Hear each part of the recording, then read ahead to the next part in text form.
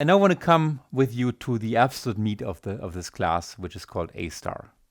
A star was invented by Nils Nilsson at Stanford many years ago, and is a variant of the search algorithm that's more efficient than expanding every node. If you've gotten so far and you understand the mechanism for searching by gradually expanding nodes in the open list, A star is almost the same thing, but not quite.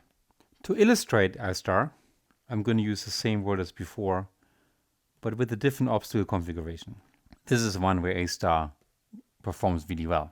Obviously, we are forced to go down to here, but in here we have to still search for the optimal path to the goal. Here's the same in program code. You can see all the ones over here. Start state is over here, goal state is over here. If I run this code and give you my expand list, the ones you programmed before, you'll find that the expansion goes down from here 0 to 1, 2, 3, 4, 5, but then it expands into the open space 6, 7, 8, 9, 10, 11. Diagonally, it expands into the open space until it finally hits the goal node 15. This took 16 expansions to get to this point. Let me now switch on A star and run the code again. What we now find, it only takes 10 expansions to get to this point, from 0 to 9 over here. So it expands down to 4, but then it expands straight towards the goal, never touching this area over here. Somehow magically knowing that up here, the path to the goal would be longer than going straight. Now, I didn't cheat. I didn't tell it there's a straight path over here. So let me put an obstacle right here next to the goal and run A star again. What you find, it does expand up to 7 over here, but then moves to the second line over here, expands up here, and then hits the goal again. So it kind of does the minimum amount of work necessary to make maximum progress to the goal. That's A star. And we'll now look into A star in more detail. A star uses a so-called heuristic function, which is a function that has to be set up. If it's all 0, then A star resorts back to the search algorithm you already implemented. If we call the heuristic function age, then for each cell, it results into a value.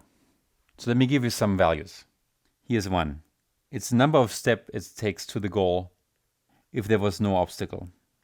Clearly, the numbers I'm putting in right now, 1, 2, 3, 4, 5, and so on, are not reflective of the actual distance to the goal because they don't consider the obstacles. In a world without obstacles, the heuristic function that I'm giving you would actually measure the distance to the goal. So the heuristic function has to be an optimistic guess how far we are from the goal. So put differently, for any cell xy, the heuristic function has to be an optimistic guess, which means it's smaller or equal to the actual goal distance from the coordinate x and y.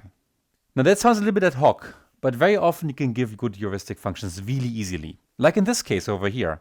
If we just know that the agent can move left, right, up, or down, it's really easy to say what is the number of steps it would take the agent with no obstacles to get to the goal location. And that's this table over here that is easily generated automatically. Now in reality, this is an underestimate.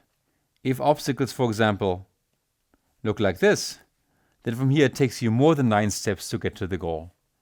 It takes you 13 steps to get over the hump over here. But therein lies the beauty of the heuristic function. It doesn't have to be accurate. If it was accurate, you probably already solved the planning problem. It has to be a function that helps you understand where to search next in the case of ties. And it has to be just so that it underestimates or at best equals the true distance from the goal. Many problems have functions like these. In our self-driving car, we use a function just like this. In fact, the function I'm just showing you, we are using in our software for free-form navigation. And it boils down not to the number of grid cell steps, but to the Euclidean distance to a target location. But I hope you understand how a heuristic function might look like. There's many valid heuristic functions, including setting everything to 0, which would not really help me. So let's work with this one heuristic function. Here's the heuristic function in the code. You can see the same heuristic function. The key modification now for our search algorithm is really simple. We again have an open list, and we add our state. We write down the g value, but we also write down the g value plus the heuristic value. G value here is 0, heuristic value is 9. So the sum of the two is 9. I call this the f value. This is the cumulative g value plus the heuristic value as looked up in the table over here. If I now expand, I remove the element with the lowest f value and not the lowest g value. And that's all there is to A star. Let me give you an example. Say we went through the open list all the way down here. That is, we expanded all these states over here. And this is the one presently on the open list. Our g value will be 5. Our heuristic will be 4. And the sum is 9 as before. Let's now expand this node. We get to this one over here. The g value increases to 6. G plus heuristic is still 9. 6 plus 3 is 9. And now let's expand it more. And there's now two options, finally. This state over here and this state over here. The one up here is called 3, 2. The one on the right is called 4, 3. The g value over here in both cases is 7. But when we add the h value, we get a difference. Up here, we find the h value to be 4. We kind of moved a little bit away from the goal according to the heuristic. That gives us a total of 11.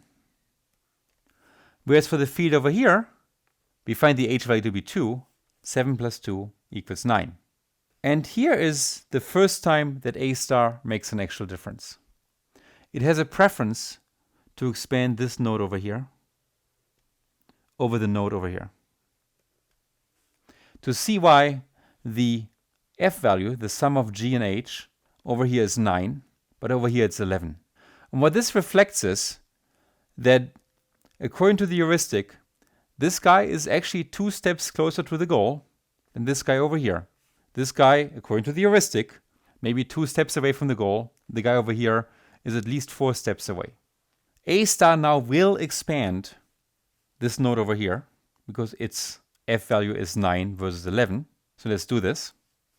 In expanding this node, we find there's 2 valid neighbors, the guy up here, the guy on the right. First guy's coordinate are 3, 3. Second guy is 4, 4. And as before, we increment the g value by 1, gives us 8 in both cases. And now we add the heuristic to the g value, which for the first one over here is 3. 3 plus 8 is 11. Whereas for the one on the right, we get 1 as a heuristic. 1 plus 8 is 9. That's the result of expanding the node over here. And here's our new open list. And again, we have a preference. On the open list are these 3 states, but we prefer the one on the right because its f value is smaller than the other 2 f values. The one over here is 9. The ones over here has an f value of 11. So once again, we expand, and in the expansion will be the goal state. And then we find the goal state and we're done, without ever expanding anything in the maze up here. That feels like magic, but the key thing here is by providing additional information, the so-called heuristic function, we can guide the search, and when we have an impasse, we can pick a node that looks closer to the goal state. And as a result, we will likely make more progress towards the goal.